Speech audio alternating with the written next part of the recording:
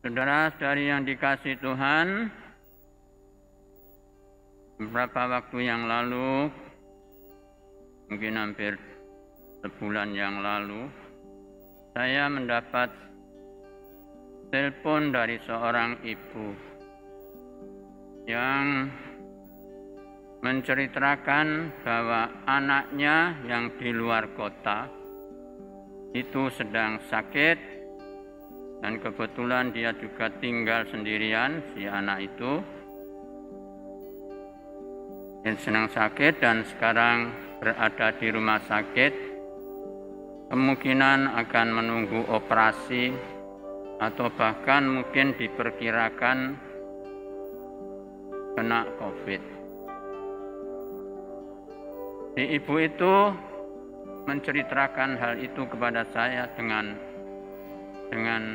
kesedihan, dengan ratap tangis. Karena pada masa PPKM memang orang tidak bisa lagi saling berkunjung, termasuk mengunjungi mungkin anaknya yang sedang sakit. Nah, saudara-saudara, itu gambaran, salah satu gambaran di mana seorang ibu sungguh-sungguh mengasihi, mencintai anaknya. Tapi dalam kesulitan itu ternyata si ibu tidak bisa, harus ikut berpartisipasi mengunjungi anaknya dan mungkin menghantar anaknya ke rumah sakit dan seterusnya. Itulah duka cita seorang ibu yang mengasihi anaknya. Hari ini saudara-saudara, gereja secara khusus mengenangkan kedukaan Santa Perawan Maria. Banyak sekali penderitaan yang dialami Bunda Maria sepanjang perjalanan hidupnya bersama anaknya, Yesus Kristus. Maria menyertai Yesus dalam suka dan duka. Sejak ia di dalam kandungan hingga akhir hayatnya di bawah salib, di bawah kaki salib. Ibu, siapa yang bisa setegar Maria menyaksikan anak kandungnya dicemooh, diolok-olok, dicaci maki, dicambui dan disiksa keji dalam jalan salib menuju Golgota. Dan akhirnya dipaku di kayu salib dan mati di sana. Duka cita Maria sungguh-sungguh teramat dalam. Semuanya itu sanggup dihadapi oleh Bunda Maria sebagai bukti bahwa Maria benar-benar diberi anugerah dan rahmat Tuhan untuk bertahan di dalam kesulitan, di dalam duka cita itu, di mana Bunda Maria sungguh-sungguh memiliki pengharapan dan kasih yang luar biasa akan janji keselamatan Tuhan.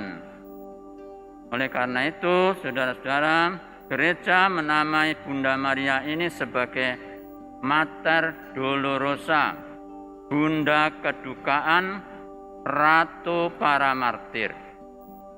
Pengalaman duka citanya itu juga merupakan pengalaman kita sebagai manusia.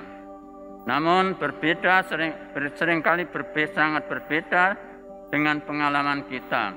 Seringkali dalam cara kita menyikapi duka cita itu sangat berlainan dengan Bunda Maria. Duka cita yang kita alami seringkali membuat kita putus asa, lekas menyerah, dan tidak mau berusaha untuk bangkit kembali dari keterpurukan itu. Hanya orang yang memiliki iman, harapan, dan kasih yang teguh akan Tuhan dan akan janji-janjinya, orang inilah yang sanggup melihat kemuliaan di balik penderitaan itu dan kematian yang penuh dengan duka cita itu. Maka saudara-saudara, mari kita melihat apa yang Bunda Maria alami dalam menghadapi duka cita itu. Dan lebih-lebih lagi dalam situasi seperti itu, Tuhan Yesus tetap mengingat ibunya, Bunda Maria. Dia ingat bahwa sepeninggalnya dia, maka Bunda Maria harus juga tetap didampingi, ditemani. Tidak lain dan tidak bukan ialah murid yang dikasihinya, yaitu Yohanes. Oleh karena itu, Tuhan Yesus menyerahkan ibunya kepada Bunda Maria, kepada Yohanes Pembaptis dengan mengatakan, inilah ibumu. Dan kepada Bunda Maria dikatakan dia menunjuk,